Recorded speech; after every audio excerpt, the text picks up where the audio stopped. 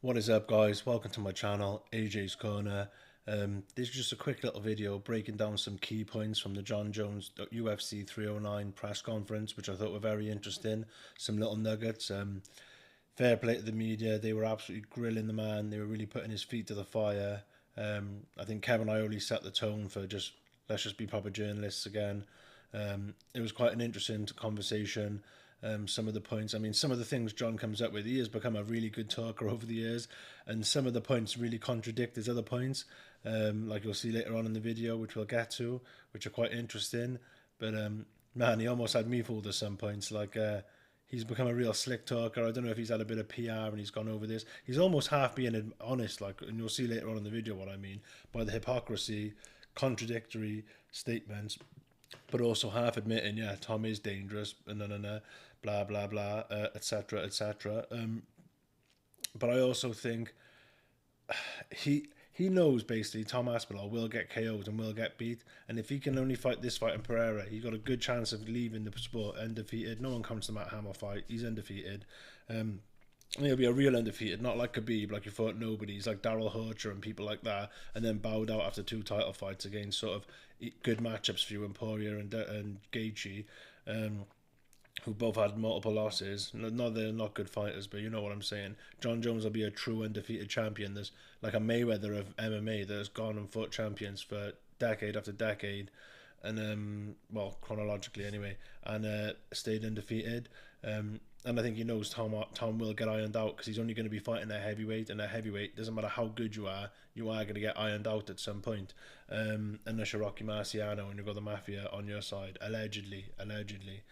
So let's get into this. I've got it written down here where there's 4 little points, or 5 little points actually I want to get to. The first being just a bit of a joke. Maybe old man Jones is getting old, because if you look at this bit here, what do old people do? They get cold. So watch this. Give me a second, okay? You're good. You're good. I was like, what's he doing? You're not going to be the only one with a cool jacket. Hilarious. This really made me laugh. I mean, this is going to get memed. Old man Jones. I should skip forward a bit, or... Oh, here he comes. Cool jacket, though. I'll give him that. A little chilly up here. Okay. Little chilly up here. Oh my god, I just thought we'd get that out of the way because it is hilarious. Right, the next interesting bit is at 4:18. This is where the grilling starts. This is where the oil goes in the pan and the pan gets hot and the grilling starts beginning. Right, 4:16 I'll have to do. Prepared for that. And just last one for me. I remember when you were prepared to fight Gustafsson the first time, all the questions were about Glover because he had just kind of been on the rise. And then you fought Glover, and all the questions were about Daniel Cormier. Everyone was like, what are you going to do after Glover? Now everyone's talking about another guy not named Stipe. So I guess why do you think that narrative has always followed your career? It's like fans and media never focus on the fight you have. It's always on the one they want to see next. You know, I don't want to sound arrogant, but I think what it is being so good at what I do that it's just almost never enough. Just gonna butt in here because it's about a minute and a half I want to play at this, but I think people have to forget how good the Glover win was at the time as well. I mean, the man came champion 10 odd years later, maybe more. I can't work it out now, the exact dates off the top of my head, but that win when he fought Glover was, what he did to Carl Kingsbury. Chuck Liddell and John Hackerman were in the corner screaming for him to go for the submission because they didn't want to see Carl Kingsbury get his head smashed anymore because they know the dangers and the damage, obviously especially Chuck, of the CTE and the damage you incur fighting. But man, that Glover win was huge at the time. People forget as time moves on, but if you were into MMA back then, you know Glover was a legit challenge, and man, he put a beat down. He fought Glover, as Joe Rogan said on the commentary, in his wheelhouse. John used to do that. If you were a wrestler, he'd wrestle you. If you were a striker, he'd strike you. He really was the man. People forget how good Jon Jones was, and Glover was no small challenge, and he whooped him. And Glover was an animal. Some massive fight streak he was on. I think he lost his first fight, and then went on undefeated for ages and that. I'm very aware that that the Tom Aspinall is it's making more headlines than Stipe, and it's just the way that it is with me. when I win, there's always an excuse. Well, oh, he really wasn't that well-rounded, or yeah, it's an interesting place to be in. And it's hard to compare to any other fighter, because I don't think any other fighter in our sports history has ever had to deal with it. I just beat Cyril Gane, and we can go back in a time machine and hear the way that people talked about Gane, his athleticism and his speed, and I mean what he did to Taito Tavasa, and and then as soon as I beat him, he's like, oh well, he wasn't that, or he's this, and so it's a very interesting place. Taito Tavasa has been on the lost streak of all lost streaks. The guy is not a good fighter. He doesn't have the chin that we thought he had, and he doesn't have the skill. He can hit hard because he weighs about 300 pounds, and he needs to go on a diet, but that's about it. And I love Ty, love the guy, but yeah, he's not a great fighter. He's just not. It's to be in, and it just is what it is. And sorry to keep stopping the video. That was one of the few finishes Cyril had. Cyril doesn't finish guys. He's not a dangerous guy to finish people. Do you know what I mean? Jon Jones is always going to win that fight. I mean, I think 100 times out of 100, Jon Jones wins that fight. Unless he literally slips on a banana peel, I don't see how Cyril Gane beats him in any world. John, with that narrative, you've obviously been having a little bit of fun with it in the lead up to this fight. You're saying quack, quack on Twitter, addressing the duck things. What are those fans getting wrong? Why are you not ducking Tom Aspinall? What are they reading wrong about this situation? Okay, so I feel like narratives have been created that just truly aren't there. You can't duck a man that you were never scheduled to fight. Doesn't matter. He's the interim champion. He is the interim champion and has defended the belt and fought more times since the interim champion than you have with the and arguably, let's be honest, if Sergey and Cyril fight, I think Sergey whips his ass. Maybe not thinking about it after what we saw Volkov do to him, but do you know what I mean? Sergey has that power, and that's just not a good. I mean, that's just not a good answer in my opinion. It's like saying you got turned down by a girl who you never even hit on. You know what I'm saying? It's like, yeah, but everyone knew you fancied her. You told everyone you fancied her. Everyone had told her you fancied her, and she was like, no way." Same thing. Me and Dana and Hunter have never sat down and talked about Tom Aspinall. That is crazy. Dana and Hunter have never talked about Tom Aspinall. So you're the heavyweight champion. He's the interim heavyweight champion, but they've never spoken. That is either a bold lie, or that's a bold lie, or that is the strangest, weirdest thing ever. That is so weird. I can't even put into words how weird that would be. It'd be like a massive elephant in the room, and none of the three of you were talking about it. I find that hard to believe, but either one is crazy. Well, it's not crazy that John would be lying, but if he's telling the truth, that would be crazy. Not that he's telling the truth. If that really is, they haven't talked about it, and that would show they don't think a lot of Tom Aspinall, or there's something going on deeper than this. Is really strange. This is really weird. Never been on my radar. Never.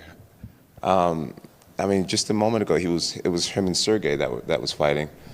And Sergey could be in this position right now, and I would still be in the same place of I've beat people my whole career, and once I beat them, like the show just goes on. Like the French fans were just all over my case, and I just beat their guy, and I find myself constantly in the same position of, oh wow, he just beat another guy. Like, what's next? You know what I mean? Like, when I beat Glover Teixeira, he was on a 20-fight winning streak.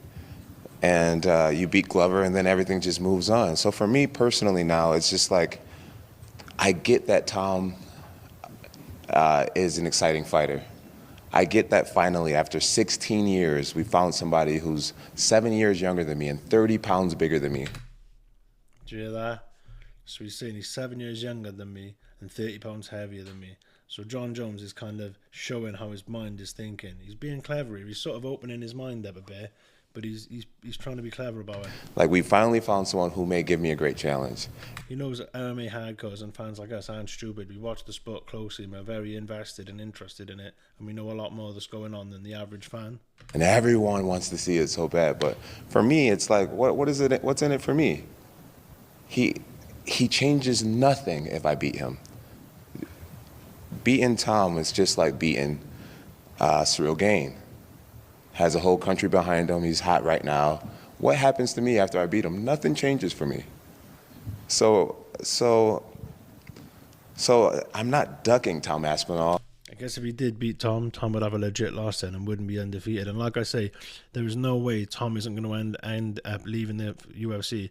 Even if he's smart and gets out early, he's going to have 2, 3, maybe 4 losses. It does not matter how good you are. Randy Couture finished with a record of something like 16 wins and 10 losses. And the guy was a double champ, light heavyweight, beat Chuck Liddell, lost to Chuck Liddell, come back, beat Tim Sylvia, had an amazing career. But heavyweights don't go undefeated. They just don't. I mean, Stipe was as close as you'd have to that. His only loss was Stefan Struve until he fought. And, well, I don't count the JDS decision loss because I remember watching that fight. He did not lose that fight. So until his loss against Francis, the first one, I think it's that one. Let me think now.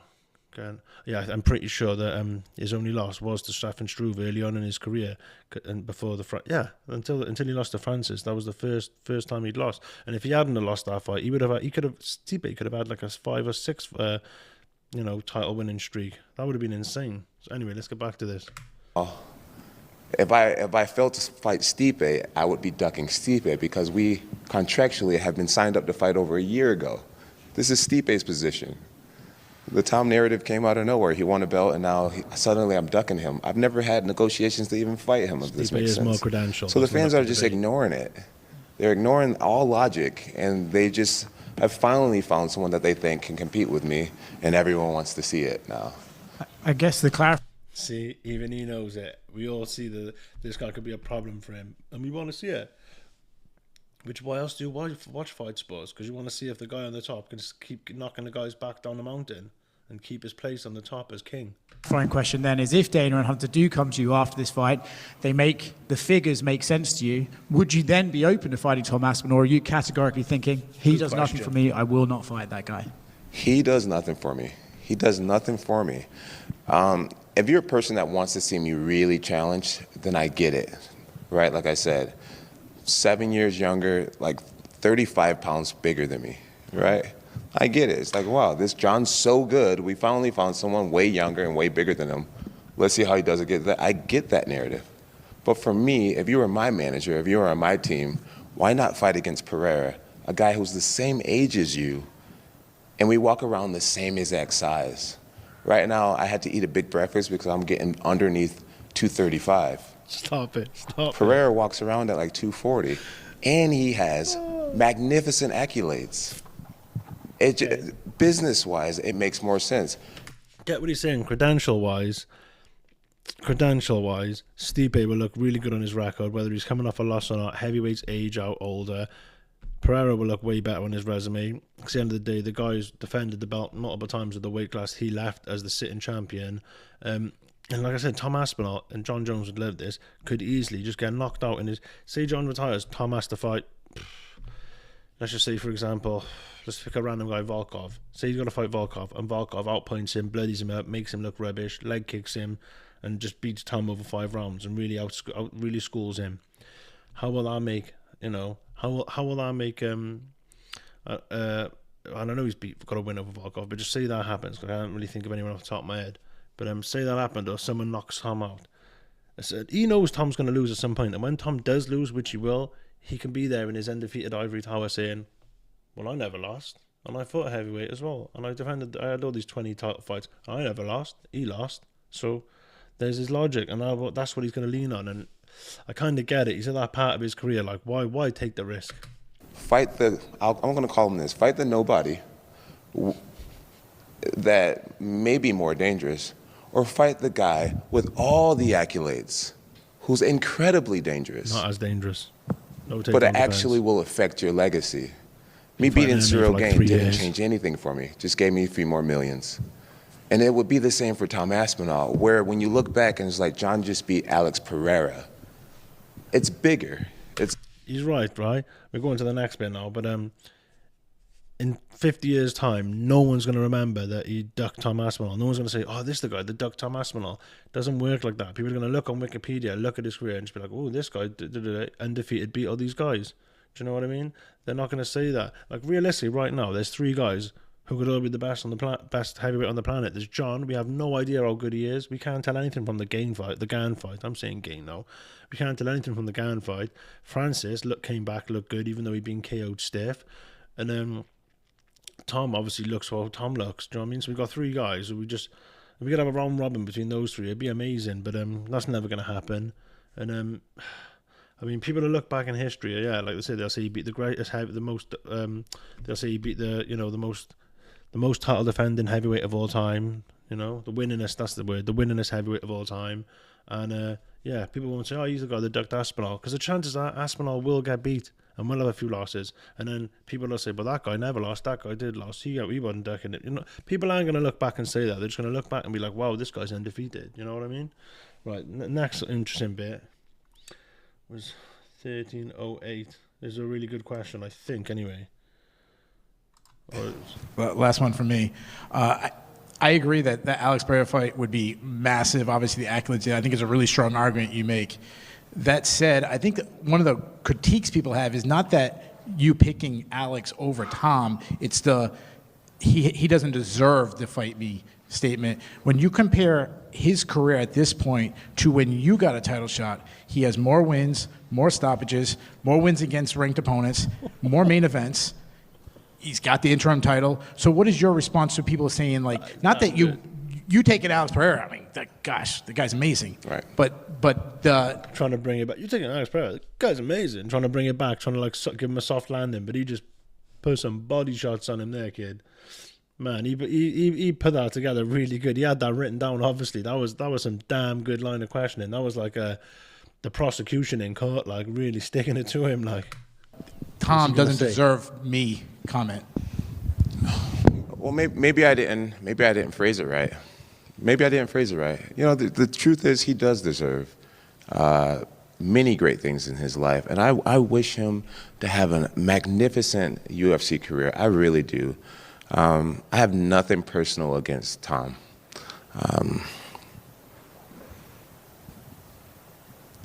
So maybe I shouldn't have said that he doesn't deserve, because he does deserve great things. What I'd like to see him do is go on and have a great career. So many. No.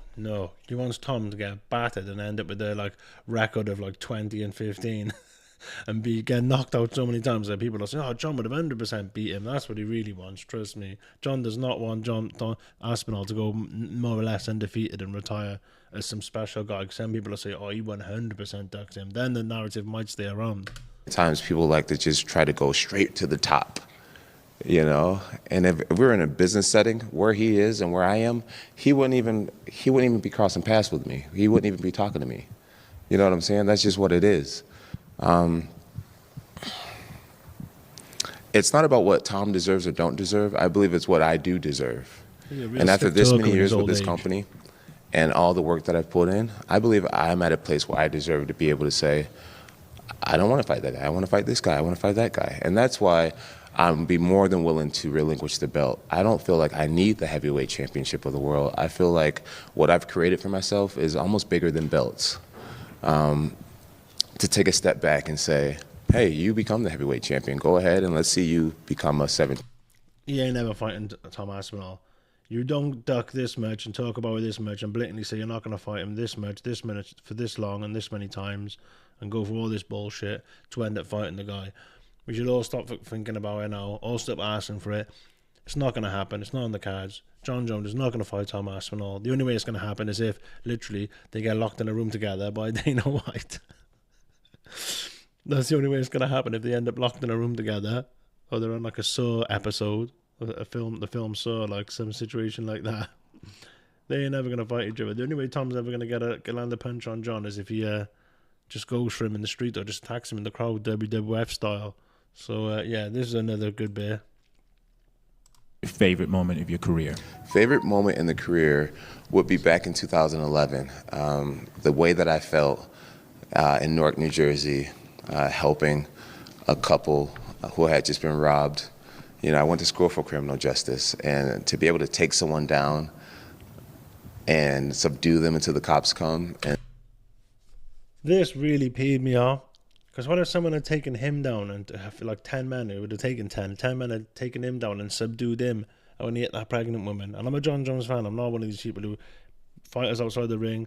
These guys ain't, they're not role models. They're not guys to look up to. They're savage warrior killers. Do you know what I mean? They are what they are. They're just there for our entertainment. They give each other brain damage. You can't look at them and be like, oh, you need to be like this. You need to be helping little Timmy at the charity event and Make-A-Wish kids. No, F all that.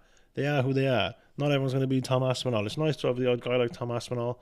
But, most of these guys, when they retire, they get knocked out outside the lava shack like BJ. Bless him. But this just made me laugh. So hypocritical. The hypocrisy is off the chart because, we say, oh, I love pinning that guy down to justice. Think of all, and do I got to say, anyone who's had a bit of a shady past, some of us have, if your criminal record is even a bit long as your elbow or as long as your arm, people only get caught for a small percentage of the things they do. Very rarely people get caught for every crime they commit. So we've got to think of how many other crimes has he done like that, and how many crimes like that have happened where he's just said, look, I'll give you 10,000 cash now if you just look the other way, walk away from here, and we say nothing about it. Like a Ray Donovan type guy, a fixer. You think Jon Jones doesn't have a fixer? Of course he does. The only things we know about are the things he got caught, and not just the things he got caught for, the things he couldn't pay his way out of and wiggle his way out of. So, and there's been a lot of things, so I can only imagine the kind of things Jon Jones has been up to. I mean, I would not be surprised if we found out 20 years' time he was involved in a murder and he got bodies buried out in a desert in a New Mexico. And I'm not joking. Like, it would not surprise me. Like, people live wild lives, and if you've got a long criminal record, there's a good chance you've got a lot of things you haven't been caught for. Because there's people with no criminal records who are very naughty people. I'll just say that. And then win a world championship. Just moments later, man, I felt like I got to use my power for the right thing twice. Yeah, shut up, John. Do my head in now. Right, this is the last one now. This is quite interesting. This is a very good question. It was answer. Thank you, John. Thank you. Hey, John, just a quick one for you, man. And I think it's been great. Like, your answers have seemed really honest, and it's like, yes, Alex Pereira, from a business standpoint, makes more sense than Tom. And I also thought it was great that you were like a guy 7 years younger, 30 pounds heavier. Like, I get it, why fans want to see it. And maybe some fans want to see you lose, but I also think fans just want to see you like really challenged. Like they see you as like, you're this greatness, and we want to see greatness challenged. Like, a lot of people, their favorite fight of yours is Alexander Gustafsson, So is there still a part of you, like, as a competitor that my favorite that is my favorite Jon Jones fight? Obviously the first one, I thought he lost it. But looking back now, it might have been because we just never seen anything like that happen to Jon Jones. His face was bloodied, his lip was out there, his face was busted up, he got taken down. I mean, that was one of the greatest fights of all time. Not let alone that it was for a title fight. I remember the fight poster. It was 6'4" versus 6'4", and it was like 83-inch versus 84-inch or something like that. It was like the first guy who literally measured up to Jon Jones, and it showed. People say he was partying and that. I don't care. That was the first time he had to fight someone who he didn't have all the physical advantages over, and it showed big, and it was an amazing fight. I'm going to go back and watch it, I think, soon, because it was a wicked fight. Drawn at all to that? Like I hear everything that you're saying, but I also and maybe that's just something about getting older and what you've accomplished in your career, but I think that's why people want to see it. It's like they see it as like this great challenge. They want to see greatness challenge. Like, does that entice you at all still? There's a part of it that does, but if I'm being completely honest, I feel like Tom's been such an asshole that I don't want to do business with him. That is the craziest thing I've ever heard. Tom has been the most politest British call-out merchant of all time. The way he has behaved is like a typical British person. It's like he invited him over for a cup of tea, to make the fight. Like, the way he's been so polite. Oh, should we have a little face-off? Nah. Take his hand, all our nonsense back at the weightlifting convention or whatever, they bumped into each other. I mean, Tom has been nothing but polite, and it's got him nowhere. And now he's poked the bear a little bit, but not much. And John's saying he's an arsehole and that. This is the bit where I'm like, he loses me here. I don't get it. It's just like his fans have been so annoying. And obviously you don't get this far in a career being affected by fans or whatnot. But he's just an asshole, with his... he's 30, so he's from this influencer generation where you hop online and the T-shirt sales and all that. I'm past that type of stuff. I'm like, bro, if you had a little bit more respect, then maybe we could have worked something out, but I just don't even want to do business with him. You know, at the end of the day, this is a business, and fighting me gives him an opportunity to change his life forever. And I don't even want to give him the opportunity. Like he just played his cards wrong with me personally, and he played them every kind of which way he could, from good to whatever. Like, you know what I mean? He played his cards and all of his cards in all the correct ways, and you just were never going to fight him. And it's that simple. And we'll leave the video. We'll end the video there. There's a short. Go and have a look at it on Tom Aspinall's official page, and it kind of says, "Oh, Jon says I'm not credited because I never won my belt of a champion. He never won his belt of a champion."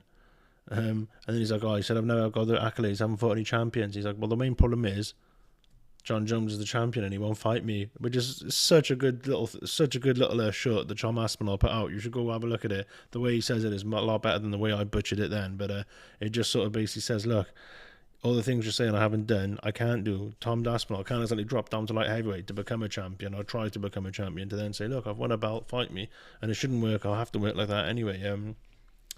Jon Jones is at that age. He's not going to fight him. We might as well get over it, forget about it. He's going to fight this fight. He's going to fight Pereira. He's probably going to win them both. And then he's going to sail off into the sunset, 20 million, 25 million better. And good luck to him, I guess. It is what it is. I mean, we all want to see a guy not go out on a loss, but the torch get passed. But me personally, I like guys walking away. And I think if anyone's earned the right to walk away now with all their chips, it's Jon Jones. Like I said, Khabib, don't even count that. Fighting guys like Darrell Horcher, then just Ala Quinta, Dustin, Gaethje, and then Bale. Nah. No, not at all. No, thank you. Didn't go up. Khabib didn't move up in weight. Didn't do any of that stuff. He gets way too much praise. Do you know what I mean? Nah, I don't see it. So that's a little video. That's just a little update, I guess. My thoughts on it. Just some interesting little snippets from the press conference. See what you guys think, and I'll catch you in the next video. Peace.